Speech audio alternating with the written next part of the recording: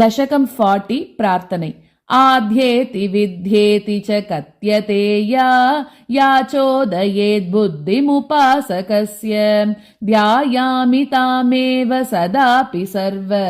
चैतन्यरूपां भवमोचनीं त्वाम् प्रतिष्ठितान्तः करणेस्तु वाङ्मे वदामि सत्यं न वदाम्यसत्यं सत्योक्तिरेनं परिपातु मां मे श्रुतं च मा विस्मृतिमेतु मातः तेजस्वि मेदितमजस्रमस्तु मा परद्वेषमतिश्च देवी करोमि वीर्याणि समं सुहृद्भिः विद्या परा सावतु मां प्रमादात् त्वं रक्ष मे प्राणशरीरकर्म ज्ञानेन्द्रियान्तःकरणानि देवी भवन्तु धर्मा मयि वैदिकास्ते निराकृतिर्मास्तु मितः कृपार्द्रे यच्छ्रूयते यत् खलु दृश्यते च तदस्तु भद्रं सकलं यजत्रे त्वां संस्तुवन्नस्तसमस्तरोग आयुः शिवे देवहितं नयानि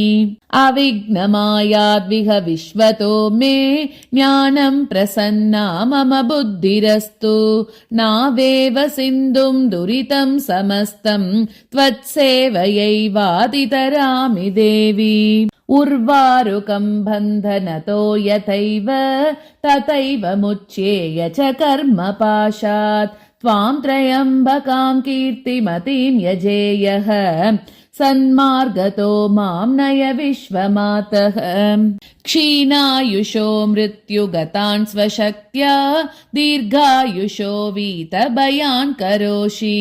सङ्गश्चतः संवततश्च सर्वान् परोपकारैर्करतान् कुरुष्व मर्त्यो ह्यहं बालिश बुद्धिरेव धर्मानभिज्ञोऽप्यपराधकृश्च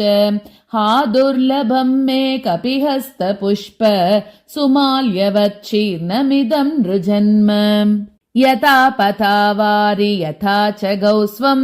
वत्सं तथा धावतु मां मनस्ते विश्वानि पापानि विनाश्य मे यद् भद्रं शिवे देहि तदार्तिहन्त्री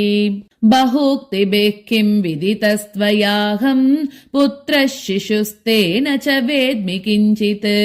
आगच्छ पश्यामि मुखारविन्दं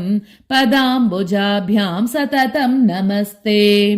सर्वमङ्गलमाङ्गल्ये शिवे सर्वार्धसाधके शरण्ये त्र्यम्बके गौरी नारायणि नमोऽस्तुते ॐ श्रीमात्रे नमः।